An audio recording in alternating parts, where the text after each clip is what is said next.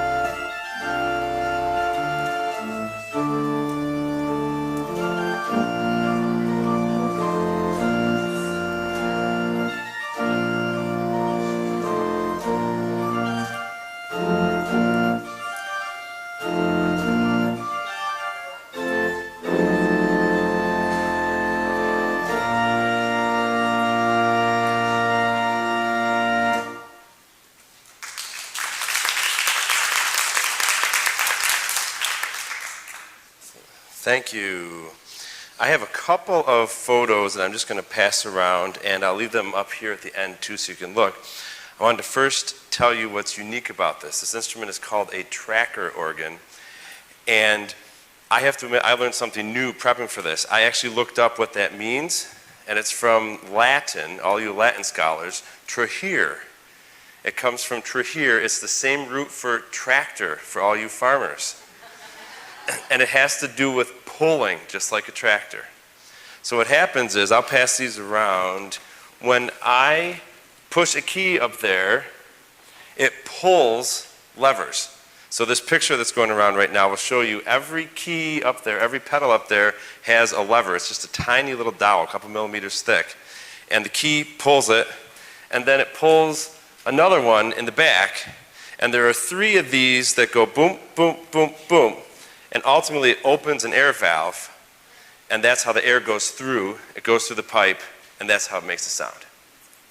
Everything in this instrument is completely mechanical except for the air. When the organ was first built, there were people who had to pump. So where that door is by the music stands, they would sort of be there pumping. We have someone in the house whose father used to be one of those pumpers. That person will remain nameless, but it's in the program. So that's how this worked, and then it was electrified for the Historical Society. You'd be interested to know it was when water came through the town. In 1908, when the water came through, they could put a water pump in, and so water powered this, just like water, Niagara Falls, just like all of that water power. That took that certain person in the back's father out of work. The water pump took care of the air from there on, and then it was electrified. So everything's mechanical. I'll tell you a little more about the pipes as we go. We got one more week of summer left, but the next piece I want to play for you is a piece called Autumn.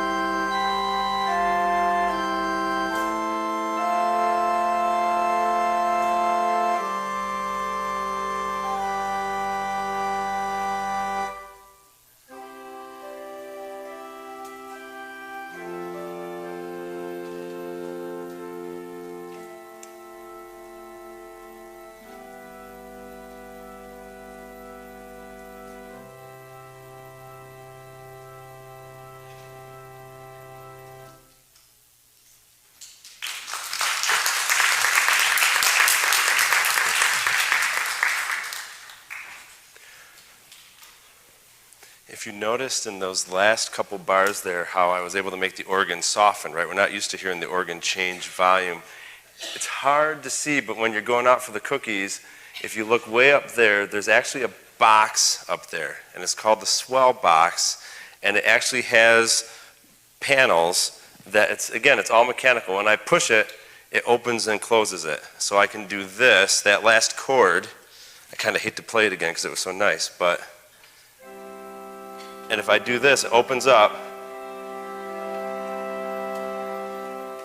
So I've done nothing, I've just let the box open up there. So there are 5 sets of pipes for each rank. There's 2 manuals. The pipes right in the middle there, those are real, they sound. If we wanted to take this guy right off in the middle, I'm not going to do it, but if I picked it up and blew through it, that would be this pipe. That's that pipe. If you're tall enough to put your hand up there, you could feel the air come out of it. 8 feet is the length that matches the piano. That's just how the acoustics of the instrument work. So an 8-foot pipe will match that same C on the piano. And the way it works inside is we have 4-foot ranks that takes it up an octave. So instead of doing this,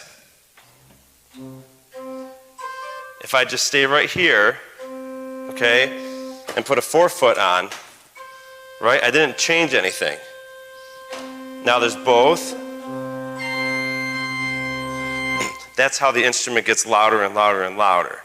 And then if I add a 2-foot, it goes another octave. So it goes 8, 4, 2.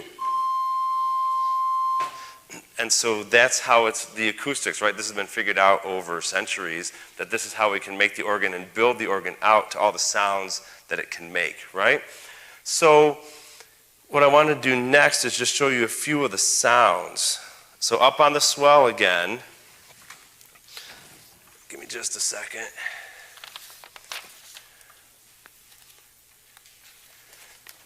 So again, these are the pipes that are up in the back there. I have a flute sound. You could hear, right? It sounds just like a flute. I have an 8-foot flute. I have a 4-foot flute. Right, that's up the octave. This 2-foot doesn't behave itself. That's part of why the organ needs some work, but the 2-foot goes up. See? No hands. We need, it needs a little bit of work, but that's okay. We all need a little bit of work. 8-foot, 4-foot, 2-foot. This is an oboe stop. It's going to sound much more shrill than you think an oboe would sound like. This is not my wife's favorite stop on the instrument.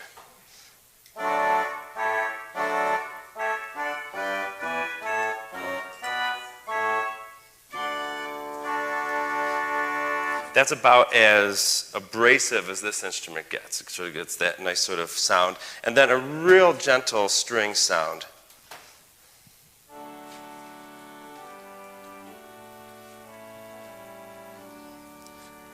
So this next piece, you may not know the title, but I'm sure you'll recognize it when I start playing.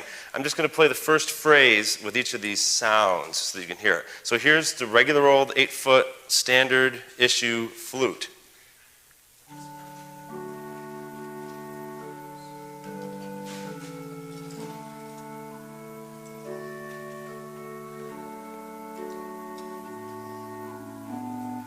Again, if I add the 4-foot, it goes up an octave.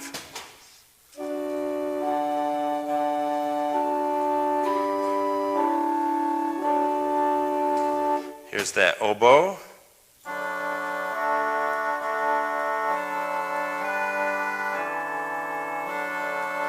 Not exactly prayerful. And then here's the string.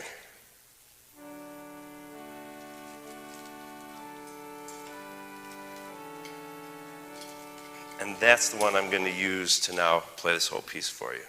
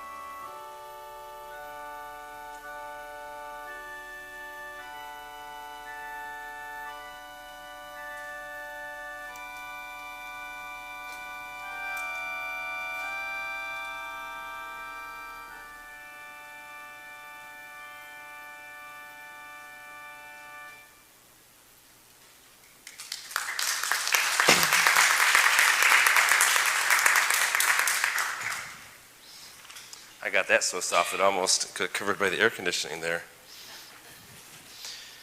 A couple other things about the history. Like I said, 1907 is when this was built. Charles Viner was in Buffalo. He was from Buffalo. And the instrument was purchased in honor of the church's 100th anniversary. So this church was founded in 1807. 1907, that was the impetus for the instrument to be built. There were some major renovations in 1964. I won't get into all the nuts and bolts this evening, but Viner would have had a theater organ in his mind when he was building this instrument. So if you can think of a theater organ and that sort of tremolo, like, that's the kind of sound that would have been in his mind. And so there were a couple other stops that were swapped out. So everything from here over and there over, those all would have also sounded in 1907. No wasted space, right? No wasted energy, no wasted space here. When they swapped it out, they just left the pipes there just as a facade for good looks. But again, those pipes right over the mirror, every one of those sound. And my kids like to listen, because if you get this close, you can hear the stereo. Because if you look up very closely, they're not actually the same height, right? This one is 8 feet. I don't actually know how long this one and this one are, but if you look, they're not actually the same. And it's the chromatics of the instrument again. So it goes back and forth. So you have a good stereo system at home. That's what this is doing. You're getting the stereo of left, right as you ascend. I'm going to pass around a couple other pictures. This one, sorry. These are the great pipes. And so when you look at it and you see all the white in the photo, that's the white. It's the exact backside of what I'm facing when I'm playing. So if you can picture someone my height, or perhaps even Fred Ely's height, up about here, standing, taking the picture down. That's what this is that's moving around. On the grate, we have the principal. That's the sort of standard, this flue, that's the standard organ pipe over the centuries that has become the standard sound. I already demoed this, but just to review, we have an 8-foot, I've got the 4-foot, and then I have a 2-foot, and then I have a flute, right? And then this mixture sounds terrible by itself.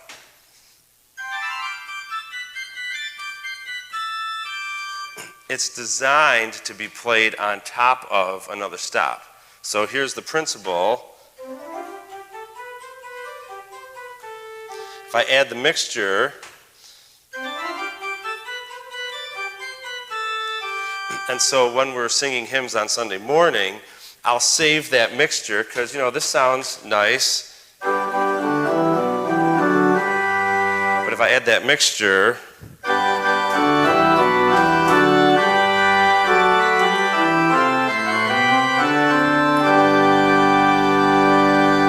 right, that's the kind of sound that will lead the singing, which is this instrument's actual point, right, is to lead the singing.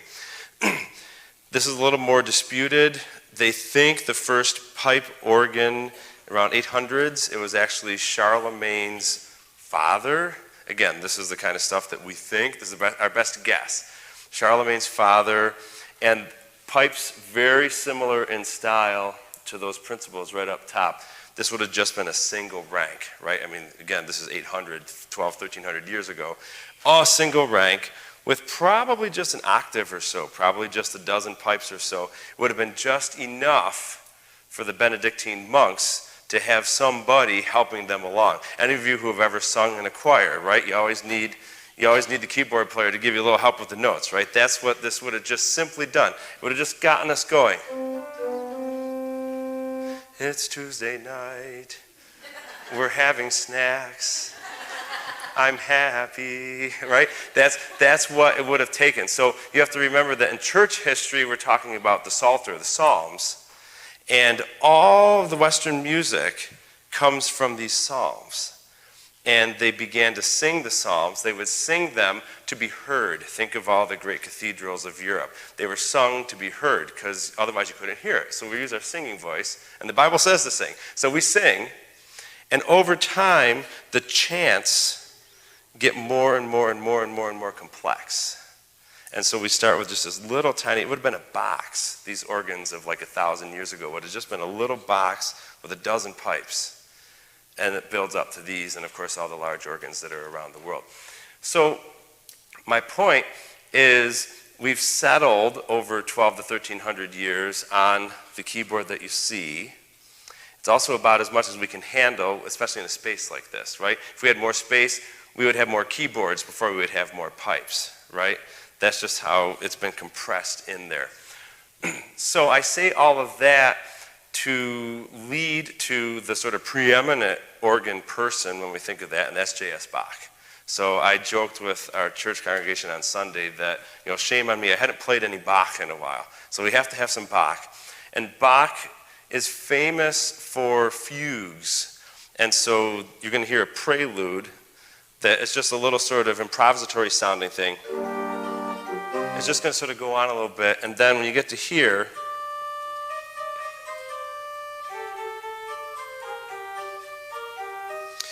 if I do my job right, which we'll see, you'll be able to hear that melody go all the way through the piece. So this fugue, so I'm taking you all the way back to Psalms and Psalters and singing a line, and it manifests itself in J.S. Bach in the 18th century with this idea of a fugue, where let's take that line and let's move all the way through a piece. And that's what a prelude and fugue is, and that's what I'll play next.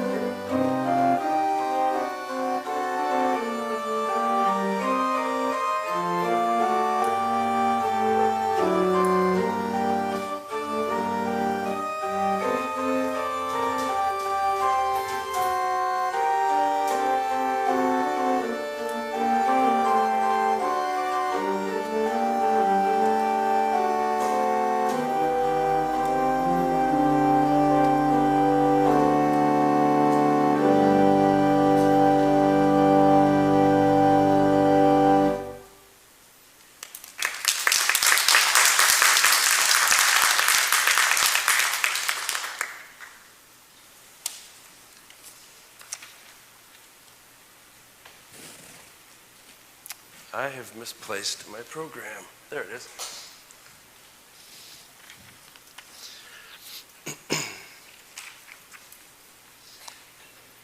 This is just one more picture to pass around. These are the swell box. So these are the pipes back in the swell. And what I would call your attention on here, excuse me, if you look on the left, you'll see this really cool sort of conical top. Those are those reeds. Those ones that had that real sound. Those are the reeds. And then the wooden ones are the flutes. So we often think of a flute as sort of silver or metal. But flutes, of course, were always wood. It's only recently that they became metal. Also, I would point out that I don't have a picture of this. The pedals are all against the back wall. And there actually is a 16-foot long pipe back there. It's bent, right? It's not 16 feet straight up, but there is a 16-foot pipe way back there, behind there, that rumbles. My kids say it's a rumble. It doesn't really actually sound when it's that low. The other thing I wanted to point out about the history is in 1989, some work was done by the men of our church. And in back, all those trackers, that first photo that went around, all those trackers, the connectors, all the little felts that pull everything, make the whole system work, men of our church actually did that work in the late 1980s. So that's just sort of a fun historical tidbit about how much sort of love has gone into the instrument over the years. I'm going to stop talking for a minute and just play two pieces for you. I thought you would enjoy hearing Finlandia. This is Sibelius's, probably his most famous work, and then the London Derriere, which most of us know as Danny Boy. So I'll play two pieces and then have some questions and answers for a minute.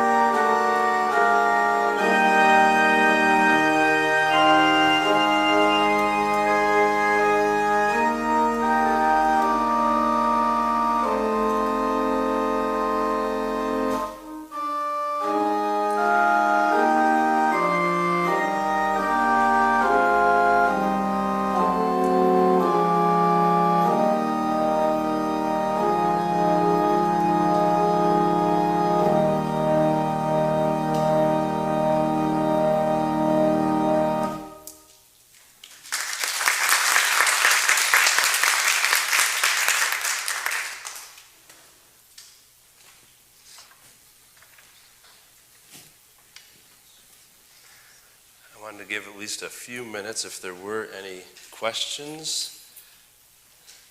I'm glad to keep talking. I can talk all night, although I've been talking all day, so I'm getting a little tired. I have a microphone, so if any of you have any questions, just raise your hand and I'll bring it to you.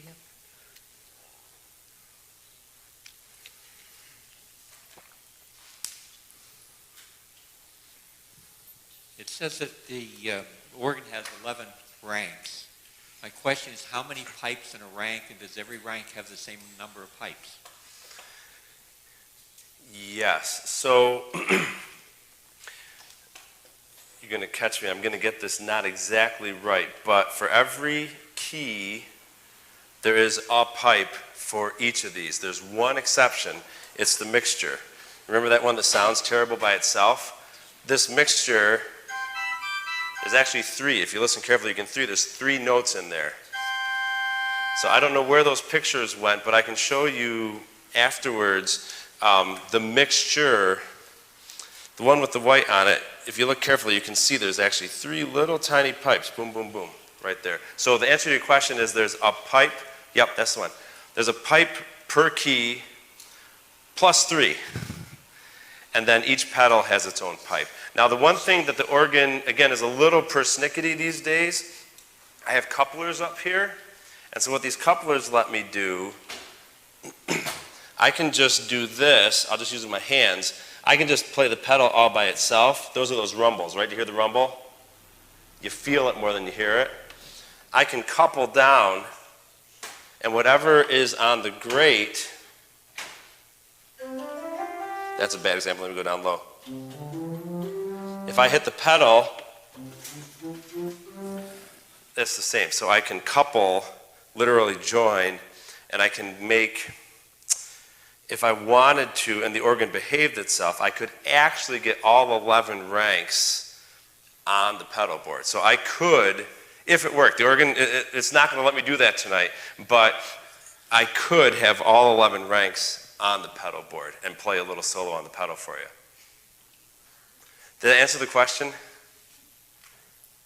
Well, how many pipes are in what's called a rank? There's however many keys are here.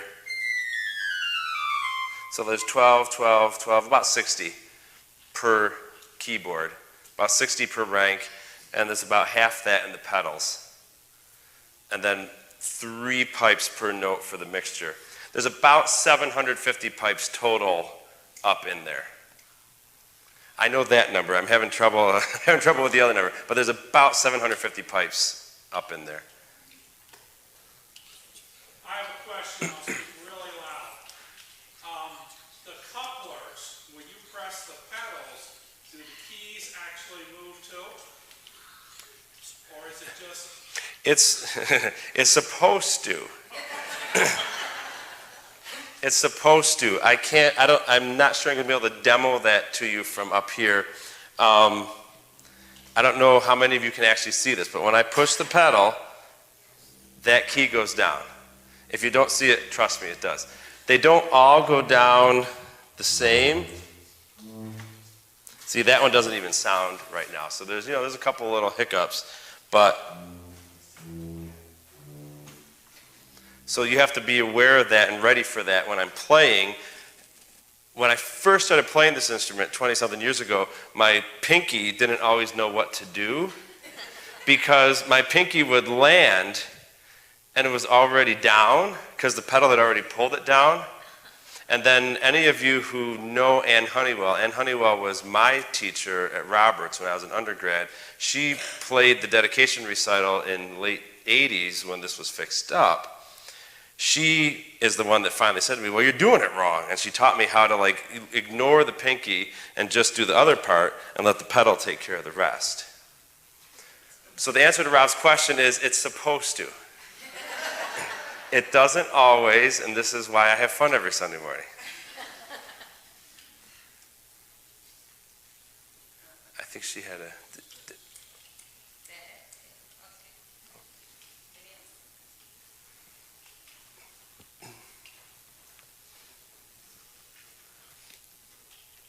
Is this the type of organ that's used in like merry-go-rounds? sounds familiar. Like when I look in the middle of the merry-go-rounds, Yeah. there's a round organ at the top. Very similar construction is probably a calliope is what's in the merry-go-round. And the only difference is, remember when I was talking about those little tiny chest organs that would have been sort of 1,000 years ago? That's a little more closely related to what's on the merry-go-round because it's kind of like a, the word escapes me. At home, the kids have it, the music box. Yeah, so the organ, that grinder, the organ grinder kind of thing. Yeah, so that's a little more closely related in terms of like a merry-go-round sound. The closest I could do to a merry-go-round would be if this one behaved itself.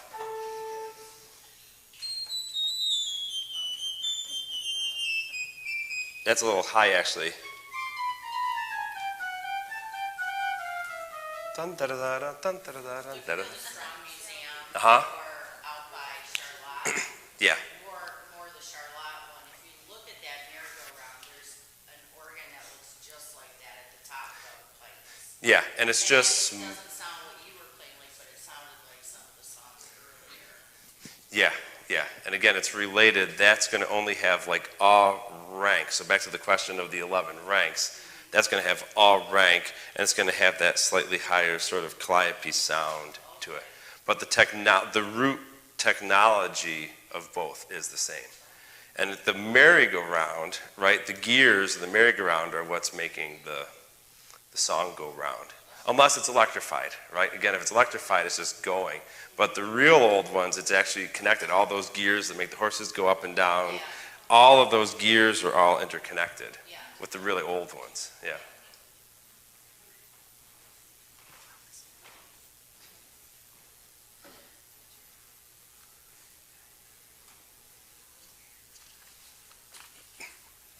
My wife said I should tell you that when I was 4, this is all I wanted to do. And my dad's a pastor, so I'm a preacher's kid, right? And I didn't know what to do, and the organist caught me just sort of hanging around. And my mom said, "What do we do with him?" Right? Maybe she still says that. but what do we do with him? And the organist said, "Well, his feet don't reach the pedals, so he needs to play the piano." So that's where this all started, way back when. When I was 3, instead of building like things to knock over like my kids do, I would actually build little organs with my blocks. And I would flop with my hands like this, and I would sing whatever hymn tune had been sung that morning. Not the words, just the tune, whatever melody had been done. So my wife thought you would get a kick out of that. So that's where this all started. If there are no other questions, so the housekeeping is, yes, there are goodies back down in the fellowship hall, so please do head on down there. I'm compelled to, as you've heard a few references to, we're considering a renovation of the instrument. It needs some work that's described on the back. Also, Rob has done a nice job. If you go to our church website, there's a whole sub-page of the website about the instrument. You can learn more about it. There's a few recordings that I'm not too embarrassed of some other pieces being played. And we'll just bring that to your attention in terms of this is something our church is working on. So go on down after this piece and get some snacks. I'm glad to talk about it some more. And then I'll just end with a really bad musical joke. You can see this is a prelude, which should be the beginning, not the end. But I like this piece more than the postlude I had in my brain yesterday. So the prelude's in the program, and it's a prelude to cookies. So I'm appreciative of all of you coming tonight. It's really nice to have a nice crowd here. Really happy to play for you. Glad to keep speaking with you afterwards. When I finish this piece, that'll be the end of my formal presentation.